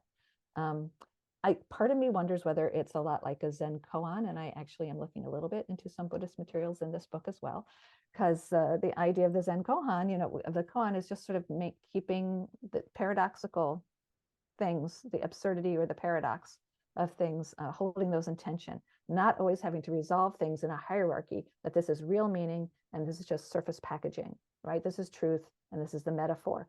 Anytime you establish that kind of duality, you're going to create a hierarchy. One thing is going to become true and favored, and the other will be discarded. And the rabbis are not going to do that. They refuse to make that kind of hierarchy, and they try to keep them more united. A little bit of a vague answer, but I hope that was helpful.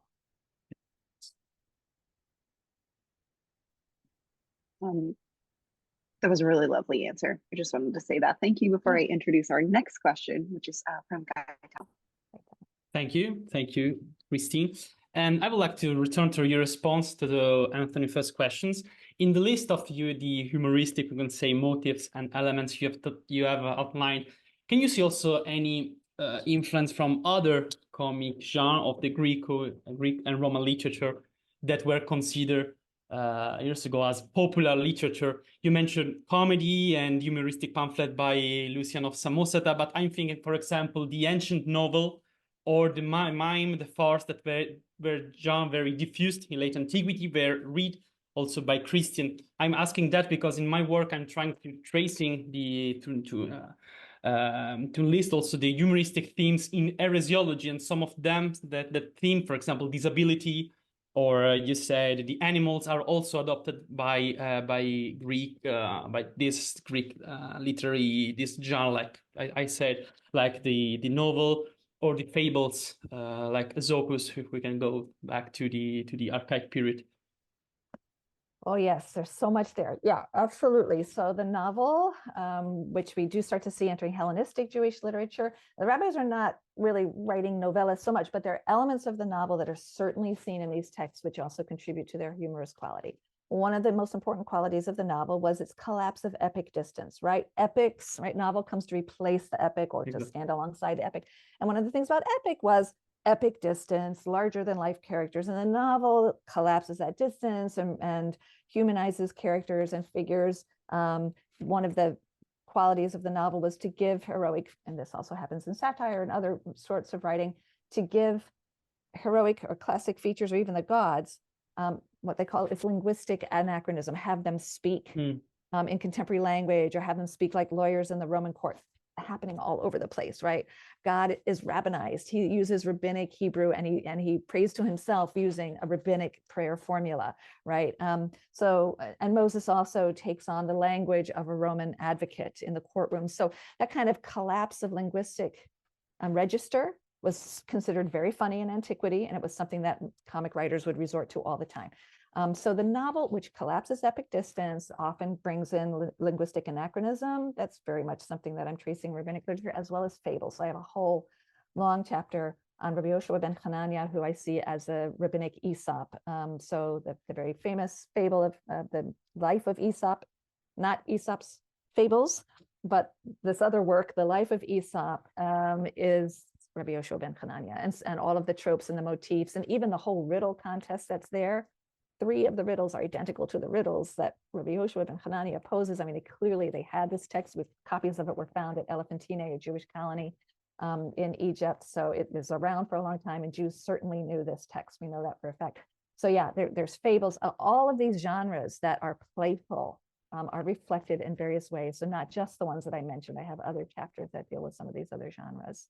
And we've just failed to see it. We categorize certain texts in a certain way. We imagine that religion and humor had to have been separate, even though we know that's not true, right? We know what Christians were doing in the medieval period, but we've sort of bought into some of the rhetoric of the early church fathers and others. And the rabbis themselves have statements where, Torah and Leit Sanut, which is a kind of a scoffing mockery, are incompatible. But Leit Sanut is only one type of laughter. And there are others that they clearly use. Plus, rabbinic literature is over a very long period of time. Circumstances change. And the historical position of the rabbis, I think, is one that led them to think very long and hard about the incongruity between the covenant and Jewish history, and to do so in these interesting and playful, even if sometimes dark ways. Yeah, thanks. Wonderful. So we are less than 15 minutes out from our closing time. Oh, good. Paul has a question. And then I'll probably take place in line after Paul. Yeah, thank you so much, Christine. I had just a very small question on the hadith that you mentioned, the hadith about the laughter of God, because I was always quite intrigued by those texts that, I haven't really studied them, but I'm guessing you probably know more about them than I do. And so I just had a question because as far as I know, we have about a dozen of those, and in each one of those hadith, God laughs at something very incongruous. One of the examples is that God laughs at the deaths of people, of two people, which is, I would say quite incongruous. And others also, in other cases, he laughs at the despair of believers and stuff like that. So he's pretty sadistic. And so basically, my question was just, how would you make this fit into the context of early Islam? Is it, as you said, in response to Anthony's first question, a sort of trigger that would have been humorous at the time, or is it more a religious co-production because, like taking elements from, I don't know, for example, Job 9:23 for the, like when God laughs at people who die. Yeah, that was just a question that I had. Thank you very much. Yeah, it's hard. So, and I actually did read an article about this, and right now it's escaping my mind. The funniest thing, by the way, said in the last 2 hours is that you think I know more about this than you do. But so someone has written an article in this volume called Humor in the Beginning. And it looks, and actually at the end of the article, it collects and gives all of those hadith where God laughs. So they're all located in one place. And I actually did read through them all. Now, I don't know for sure whether this person's analysis of them, holds water. I assume so. It seemed to me to be persuasive. But of course, there are many types of laughter, right? There's laughing at, there's laughing with, there's a gentle and bemused and benign laughter. There's malignant laughter, scorning, derision, and so on. In the Bible, we do have God laughing in the Hebrew Bible.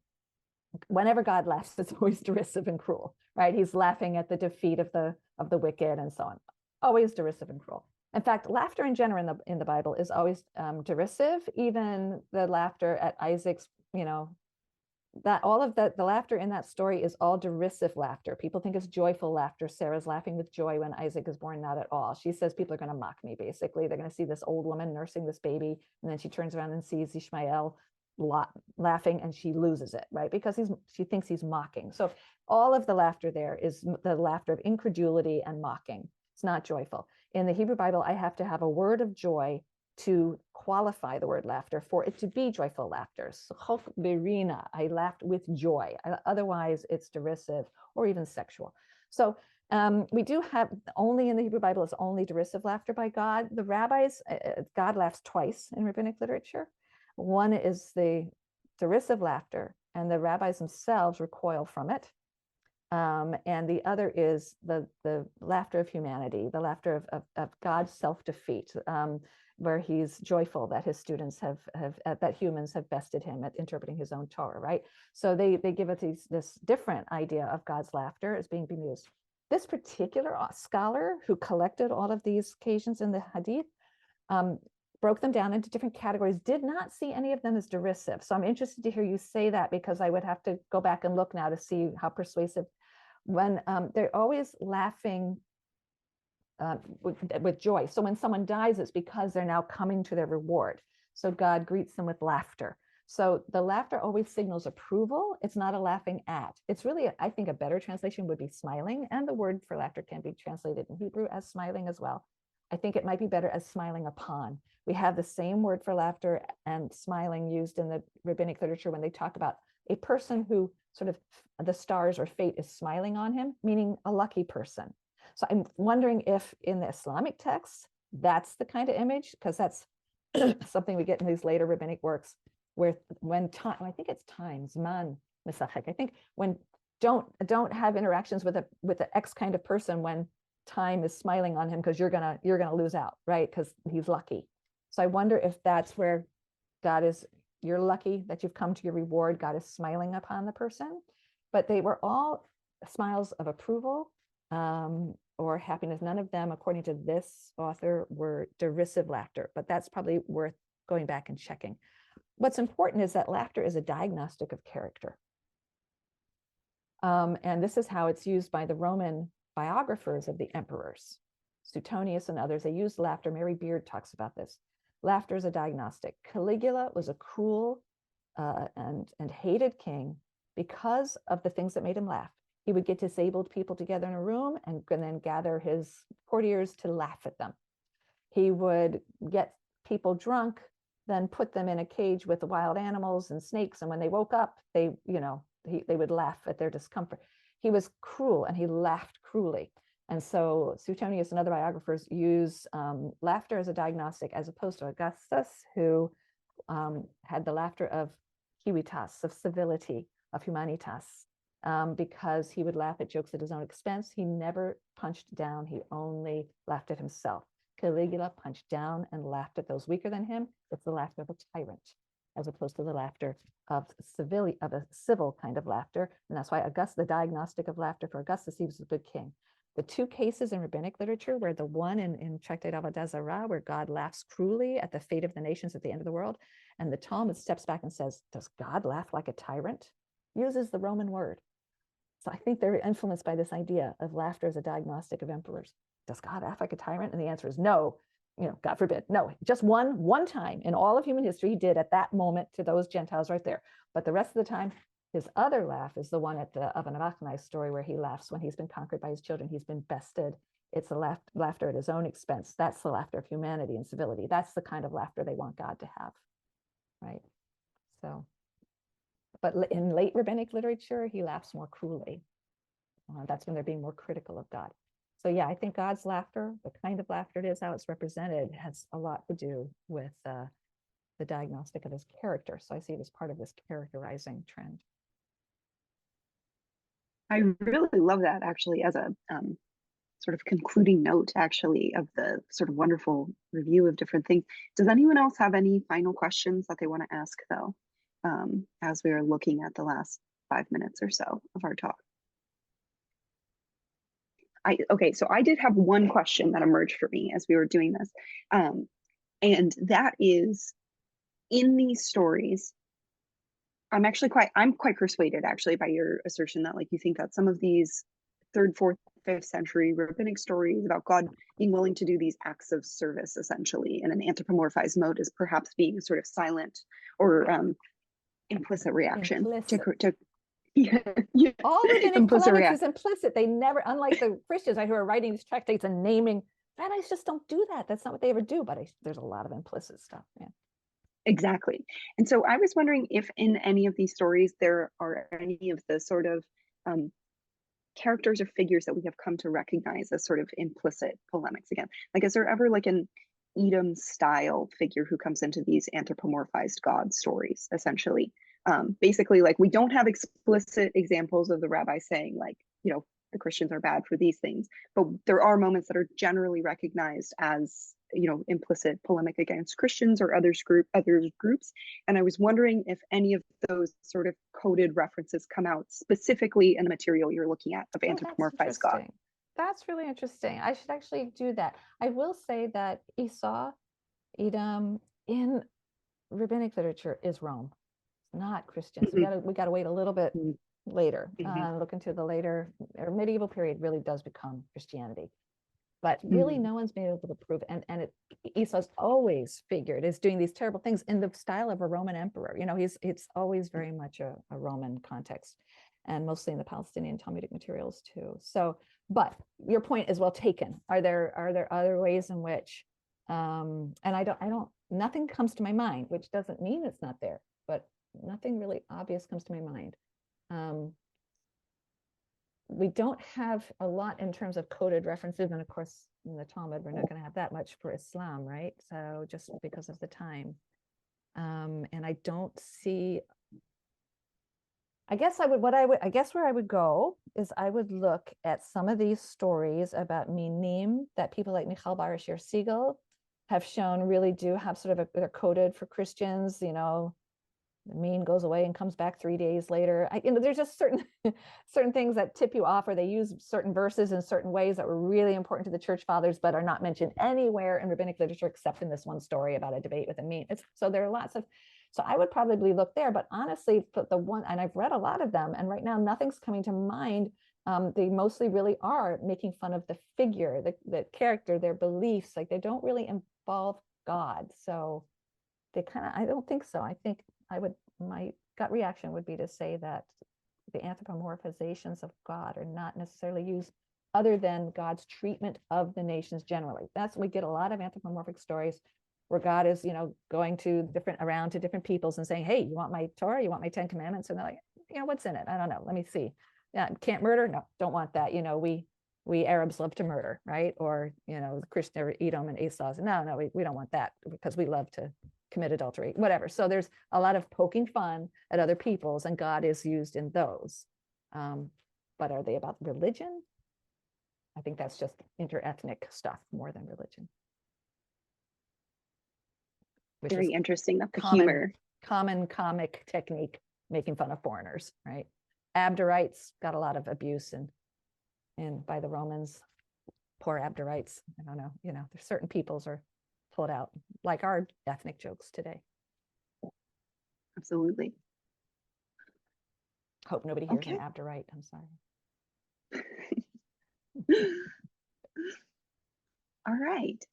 Well, we are coming up. Perfect timing, Chris. You know, we are 2 minutes before the close. This was excellent. I really enjoyed this talk. Thank you guys so much for being here. Chris, thank you so much for providing such a stimulating and interesting talk. I'm really grateful for everyone for being here. Timing is the secret of comedy. Exactly. You say you have no sense of humor, and yet you have excellent timing. So, you know, we'll see. This was wonderful. We have our next closed session in 2 weeks. Yes, I think that schedule is accurate. Yes. And so if I don't talk to any of you guys before then, look forward to seeing you then. Hope everyone has a wonderful rest of their week. Thank you again, Chris, for everything. Thank you, everyone. Thank you for listening. Thank you. Thank you.